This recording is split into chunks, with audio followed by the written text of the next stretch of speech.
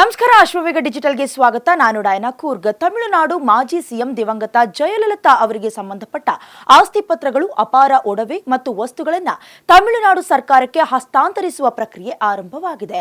ಈ ಸಂಬಂಧ ಈಗಾಗಲೇ ತಮಿಳುನಾಡು ಪೊಲೀಸರು ಮತ್ತು ಅಧಿಕಾರಿಗಳು ಬೆಂಗಳೂರಿಗೆ ಕೂಡ ಆಗಮಿಸಿದ್ದಾರೆ ಎಂದು ತಿಳಿದು ಬಂದಿದೆ. ಇಂದು ಹಸ್ತಾಂತರ ಪ್ರಕ್ರಿಯೆ ನಡೆಯಲಿದ್ದು, ಜಯಲಲಿತಾ ಅವರಿಗೆ ಸಂಬಂಧಪಟ್ಟ ಆಸ್ತಿ ಪತ್ರಗಳು 11,344 ರೇಷ್ಮೆ ಸೀರೆಗಳು, 7,040 ಗ್ರಾಂ ತೂಕದ 468 ಬಗೆಯ ಚಿನ್ನ, ವಜ್ರ ಖಚಿತ ಆಭರಣಗಳು ಮತ್ತು 750 ಜೊತೆ ಚಪ್ಪಲಿಗಳು, ವಾಚ್ಗಳು ಸೇರಿದಂತೆ ಇನ್ನಿತರ ಬೆಲೆ ಬಾಳುವ ವಸ್ತುಗಳನ್ನು ತಮಿಳುನಾಡು ಸರ್ಕಾರಕ್ಕೆ ಹಸ್ತಾಂತರಿಸುವ ಪ್ರಕ್ರಿಯೆ ನಡೀತಾ ಇದೆ. ಈಗಾಗಲೇ ತಮಿಳುನಾಡಿನಿಂದ ಪೊಲೀಸರು ಬಿಗಿ ಭದ್ರತೆಯಲ್ಲಿ ಬೆಂಗಳೂರಿಗೂ ಕೂಡ ಆಗಮಿಸಿದ್ದಾರೆ. ಈ ಹಿಂದೆ ಜಯಲಲಿತಾ ಅವರ ಸಂಬಂಧಿಕರು ಎಂದು ಹೇಳಿಕೊಂಡಿದ್ದ ದೀಪಾ ಹಾಗೂ ದೀಪಕ್ ಎಂಬುವವರು ತಾವು ಜಯಲಲಿತಾ ಅವರ ಸಂಬಂಧಿಕರಾಗಿದ್ದು, ಜಯಲಲಿತಾ ಒಡವೆಯನ್ನ ನಮಗೆ ಕೊಡಿ ಅಂತ ಕರ್ನಾಟಕ ಹೈಕೋರ್ಟ್ನಲ್ಲಿ ಅರ್ಜಿಯನ್ನ ಸಲ್ಲಿಸಿದ್ರು. ಆದ್ರೆ ಹೈಕೋರ್ಟ್ ಅವರ ಅರ್ಜಿಯನ್ನ ವಜಾ ಮಾಡಿತ್ತು.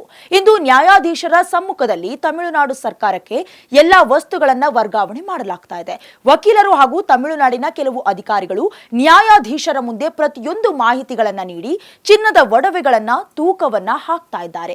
ಈ ಹಿಂದೆ ಅಕ್ರಮ ಆಸ್ತಿ ಗಳಿಕೆ ಪ್ರಕರಣ ಸಂಬಂಧ ತಮಿಳುನಾಡು ಮಾಜಿ ಮುಖ್ಯಮಂತ್ರಿ ದಿವಂಗತ ಜೆ ಜಯಲಲಿತಾ ಅವರಿಂದ ಮುಟ್ಟುಗೋಲು ಹಾಕೊಂಡಿದ್ದ ಬೆಲೆ ಬಾಳುವ ವಸ್ತುಗಳು ಮತ್ತು ಆಸ್ತಿಗಳನ್ನ ಹರಾಜು ಹಾಕುವ ಬದಲು ತಮಿಳುನಾಡು ಸರ್ಕಾರದ ಸುಪರ್ದಿಗೆ ನೀಡುವಂತೆ ವಿಶೇಷ ನ್ಯಾಯಾಲಯ ಈ ಹಿಂದೆ ಆದೇಶ ನೀಡಿತ್ತು. ಹಾಗಾದ್ರೆ ಏನೆಲ್ಲ ಇವೆ ಅನ್ನೋದನ್ನ ನೋಡೋದಾದ್ರೆ 7,040 ಗ್ರಾಂ ತೂಕದ 468 ಬಗೆಯ ಚಿನ್ನ, ವಜ್ರ ಖಚಿತ ಆಭರಣಗಳು, 700 ಕೆಜಿ ತೂಕದ ಬೆಳ್ಳಿ ಆಭರಣಗಳು, 740 ದುಬಾರಿ ಚಪ್ಪಲಿಗಳು, 11,344 ರೇಷ್ಮೆ ಸೀರೆಗಳು, 250 ಶಾಲುಗಳು, 12 refrigerator, 10 TV set, 8 VCR, 1 video camera, 4 CD player, 2 audio deck, 24 2-in-1 tape recorder ಹಾಗೂ 1,040 ವಿಡಿಯೋ ಕ್ಯಾಸೆಟ್, 3 ಐರನ್ ಲಾಕರ್ಗಳು ತಮಿಳುನಾಡು ಸರ್ಕಾರಕ್ಕೆ ಸೇರಲಿವೆ.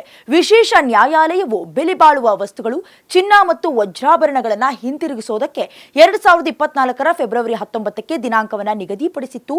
2024 ಮಾರ್ಚ್ 6 ಮತ್ತು 7ರಂದು ಅವುಗಳನ್ನು ಸ್ವಾಧೀನಪಡಿಸಿಕೊಳ್ಳುವುದಕ್ಕೆ ಅಧಿಕೃತ ಅಧಿಕಾರಿಗಳನ್ನು ನಿಯೋಜಿಸುವಂತೆ ತಮಿಳುನಾಡು ಸರ್ಕಾರಕ್ಕೆ ನಿರ್ದೇಶನ ನೀಡಿತ್ತು. ಈ ಮಧ್ಯೆ ದೀಪಾ ಮತ್ತು ದೀಪಕ್ ಅವರು ವಿಶೇಷ ನ್ಯಾಯಾಲಯದ ಆದೇಶದ ವಿರುದ್ಧ ಹೈಕೋರ್ಟ್ಗೆ ಮೇಲ್ಮನವಿ ಸಲ್ಲಿಸಿದ್ರು.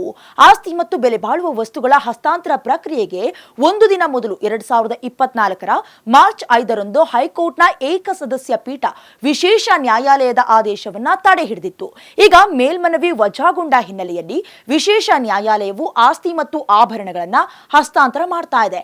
ಅಕ್ರಮ ಆಸ್ತಿ ಗಳಿಕೆ ಪ್ರಕರಣದ ವಿಚಾರಣೆ ನಡೆಸಿದ ವಿಶೇಷ ನ್ಯಾಯಾಲಯವು 2014 ಸೆಪ್ಟೆಂಬರ್ 27ರಂದು ಜಯಲಲಿತಾ ಅವರಿಗೆ 4 ವರ್ಷ ಜೈಲು ಮತ್ತು 100 ಕೋಟಿ ರೂಪಾಯಿ ದಂಡವನ್ನ ವಿಧಿಸಿತ್ತು. ಇದಾಗಿತ್ತು ಇವತ್ತಿನ ವಿಶೇಷ. ನೋಡ್ತಾ ಇರಿ ಅಶ್ವವೇಗ ಡಿಜಿಟಲ್.